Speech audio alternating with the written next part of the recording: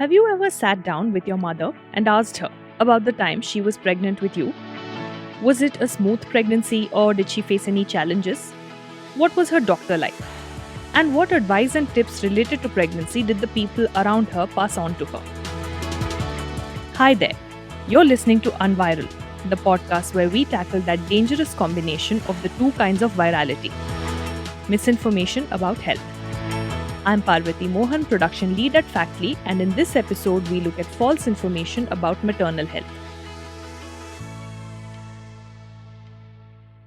In our previous episode, we spoke about misinformation on menstrual health.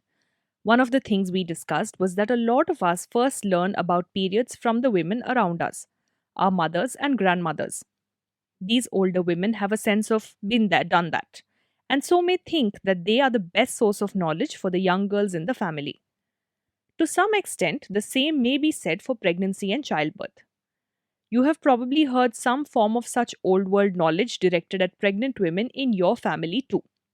Things like a pregnant woman should eat enough food for two people, and the shape of her belly or the symptoms of the pregnancy will reveal the biological sex of the child. In India, apart from elderly women, there are also traditional authorities on pregnancy, like midwives. In many parts of our country, these women are held in high esteem for their experience and wisdom. Perhaps in our grandmother's time, pregnant women did not have access to doctors trained in the Western style and so had to rely heavily on their mothers and midwives. But a lot has changed since then. We now have access to doctors and verified medical information literally at our fingertips. So, should we discard all the traditional knowledge that exists? Or should we hold on to it and be suspicious of modern medicine?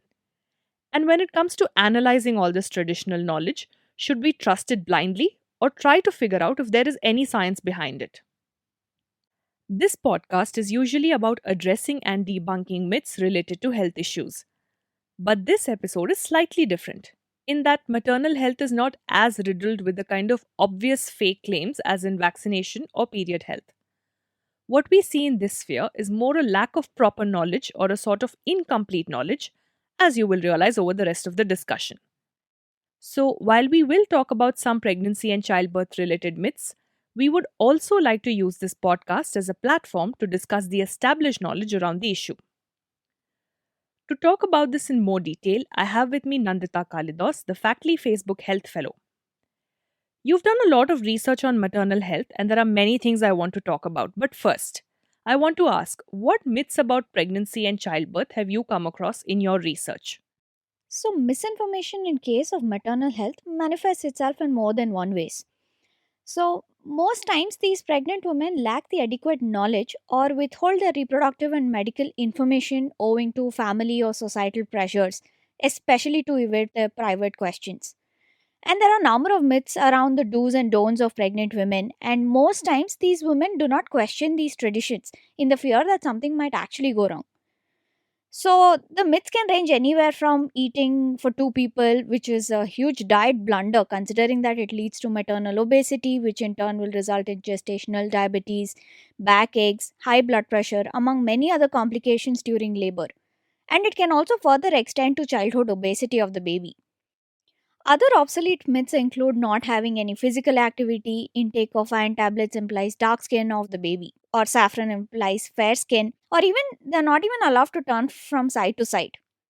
Given that each pregnancy is unique, it is crucial that expecting mothers discuss their entire obstetric and reproductive health with their doctors so that right guidance can be provided to them starting from first trimester up until the labor time. A lot of the things you've said seem to stem from the pregnant woman's family. But as I was telling our listeners, in India, a lot of pregnant women rely on midwives for guidance.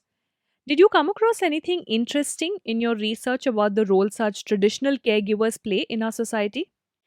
Yeah, Parvati, I did come across an interesting case study. It was found that Goans, Kols, Mawasi tribes living in the forests of Bundelkhand region in the central India followed a very strange belief in superstition. Whenever a woman delivered a baby, both the mother and the newly born baby were isolated by the rest of the family members. This was at least for 3 days after delivery. The mother and the baby are not touched and attended to by anyone including the family members. Even the mother was forbidden to touch her own baby. They are not provided with any food or milk in this period. The tribals in the region believed that their goddess would watch the mother and the baby during these 3 days, and it is against the wishes of their goddess to attend to the needy mother and the baby. This particular case deals with 3 days of ordeal faced by young tribal women who had delivered a newborn, and both the mother and the newborn are left to starvation and eventual death. The social beliefs and customs also contributed to high maternal mortality rate, infant mortality rate, and malnourishment rate among children in the region. The problem was solved only when the female functionary of Samaj Shilpi Dampatis, the SSD scheme, where the auxiliary nurse midwives have actually taken up the challenge and provided timely help to save both the mother and the child from starvation and death. Especially in the rural areas, these ANMs play a significant role in providing timely help to both the mother and the baby. So it's not that these midwives without MBBS degrees cannot be trusted. Those of us with Western exposure tend to look down on the traditional knowledge, but it has its own expertise in dealing even with the most complicated pregnancies. That is an interesting takeaway because really, we are often taught to think less of traditional knowledge and told that Western knowledge is superior. But as seen in the Bundelkhand case, it took a group of traditional caregivers to come forward and stop an old practice that was putting the lives of mothers and babies at risk. So perhaps every woman should be given access to the different kinds of knowledge available and have the choice to make an informed decision for herself and her baby. I'd now like to return to the question of nutrition, but this time looking at what is fed or not to a baby instead of the mother. Studies show that in India, the first breast fluid produced by a mother after giving birth is often thrown away and not given to her newborn baby. This fluid is called colostrum. A 2019 study by child rights organization Child Rights and You found that around 60% of Indian children are deprived of colostrum. The study also hints at ignorance about the importance of colostrum as a major reason for this. So, let us understand why colostrum is important for newborns from Dr. Ankesh Sahetya, an obstetrician-gynecologist based in Mumbai. Colostrum is very important. It contains so many immunoglobulins, so many antibodies, so important in the nutrients. Very good for the baby's immunity and health and the future. Another issue in pregnancy related nutrition is the rampant presence of anemia in India. Anemic mothers give birth to anemic babies, and so a cycle is formed that is getting harder and harder to break with time. Dr. Sahitya weighs in on the problem. Anemia is so common in India. It's so rampant now because of the iron deficiency. It's all because of the nutrition. Now, because of iron deficiency, there's even in the rural area, people who can't afford foods containing even green vegetables like palak, methi, when that iron source is less, eventually a mother doesn't get enough iron and the baby gets less iron. So such babies can have low growth, they can have IUGR, they can have deficiencies in growth. The baby will be born with certain growth abnormalities under 1.5 kgs, under 2 kgs, not healthy. So this baby could have lifelong implications because of the low birth weight. So it's very important the mother has a hemoglobin of at least 12 grams. Many mothers don't get the iron supplements in pregnancy. So at least give them the right diet. The right diet is a high iron rich diet, which if you're eating meat, if you're eating non-veg, you can have egg. If you're vegetarian, get the iron sources of vegetables like green leafy vegetables, and a regular checkup of hemoglobin is very, very important. And to build the iron and hemoglobin is essential as far as the future of the mother and the baby. Problems like anemia and the myths around pregnancy exist because we don't have open discussions about these things in a conservative society like ours. And if this is the case for something like iron deficiency, then it must definitely be worse for larger issues like contraception and abortion. We realize that there are several myths around these two issues, but we will not deal with these in too much detail here. One of our upcoming episodes will deal with the myths around contraception and abortion in more depth. But to return to the episode at hand, let us hear from Dr. Sahetya on the contraception methods used widely in India and how he thinks doctors can contribute to the awareness on this. Now, the most commonly used contraceptive in India over the last 30-40 years has been the 21-day pill. It was marketed by the name called Mala N and Mala D. So contraception again basically is, the idea of spacing pregnancies, not getting pregnant immediately, a woman who's just got married to avoid pregnancy again very, very, very immediately. At the same time, The other devices use the copper T, which is the intrauterine copper T device, which is again very, very good. But again, so many myths here and there in India that when you put the copper T, you gain weight.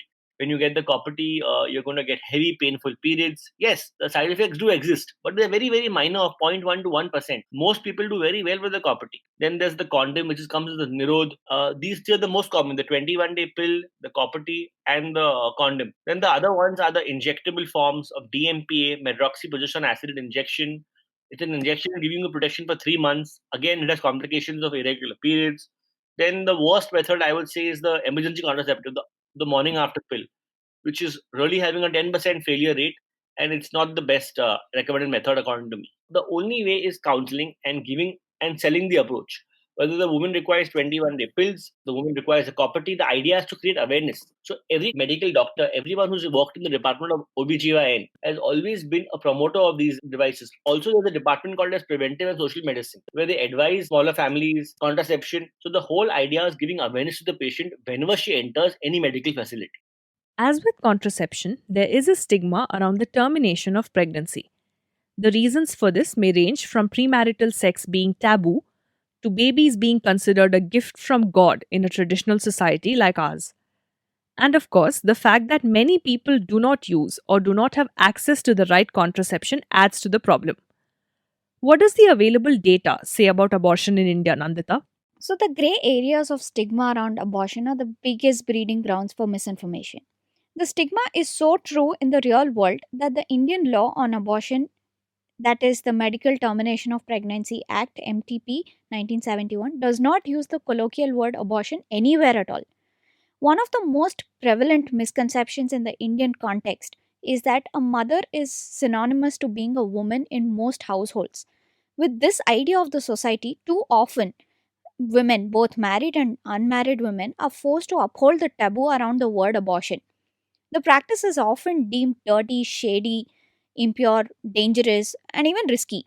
And it is this stigma that often forces women to turn towards unsafe, unhygienic practices instead.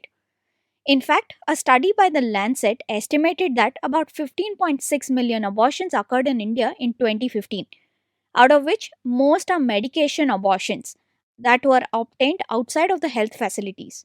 Again, there are multiple intersectional causes behind these pregnancies and abortions, including lack of education, inaccessibility to contraception and health information, and autonomy over decision making of their own bodies. It seems like a lot of women don't have a say in things that affect their lives and bodies, like the choice of whether to keep or terminate a pregnancy. I've said this in this episode before, and I'll say it again because it is important. Other people can help her gain access to various resources, but ultimately, important decisions around a woman's life and body must be taken by the woman herself, and she should be able to do this without fear of retaliation or stigma. When we speak of the stigma around maternal health, we must also address postpartum depression. A 2020 study published in medical journal Elsevier tells us that between 10 and 35% of women across the world, including India, suffer from depression both during pregnancy and after giving birth. But the term depression is not yet part of our dinner table conversation, much less any kind of depression related to pregnancy. Should a woman choose to talk about it, she is likely to be shamed for feeling emotionally disconnected from her baby, adding to her guilt. You have done some research into this yourself, Nandita. So tell us, how does postpartum depression affect new mothers and how should the people around them engage with the issue? Well, postpartum is an extremely crucial period of the maternal health. After having gone through extreme physiological changes, women are expected to assume their new role as mothers with ease. But that's not the case at all. Postpartum disorders can range anywhere from worrying if the baby is eating too much or too less to lack of emotional or financial support for the mother in taking care of the child, excruciating pain in cases of C sections, distressed relationships, body image issues, even domestic violence, and sometimes even for the desire of a male child. In fact, depression is an umbrella term which is used so casually. Postpartum disorders can essentially be divided into three categories: postpartum blues, postpartum depression, and postpartum psychosis. And a woman is likely to go through any of these three stages. In addition to the hormonal and physiological changes that the mother goes through, excessive and uncontrollable crying, anxiety attacks, difficulty in establishing a secure bond with the new baby, insomnia or sleeping too much, loss of appetite, binge eating, you name it, feeling inadequate as an ideal mother that the society has set standards for, are some of the obvious symptoms of postpartum disorders. And it is exceptionally important that the woman and her family are aware of these disorders and communicate with the doctor about how she's feeling and what she's feeling. This is extremely important to take the necessary help at the right time before the woman reaches to the depression or the psychosis stage. It's important to women to know what they feel and how they communicate it to their family and the doctors. Health issues are complicated, especially with something as gendered and sensitive as maternal health. There are social issues that combine with the medical issues, leading to a lot of confusion. And this confusion then turns into a breeding ground for misinformation, which only complicates things further. These layers of stigma and misinformation are not going to disappear anytime soon. But at an individual level, we can educate ourselves and talk about these issues more freely so that with time, we learn to talk about maternal health with data instead of rumors and misinformation.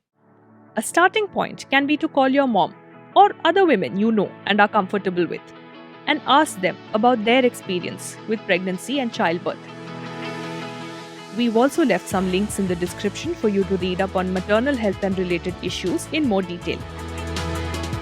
Until next time, take care, stay safe, and remember to unviral. Unviral by Factly is researched by Nandita Kalidos, written, hosted, and produced by Parvati Mohan, and edited and designed by Jyoti Jiru. Thank you for listening.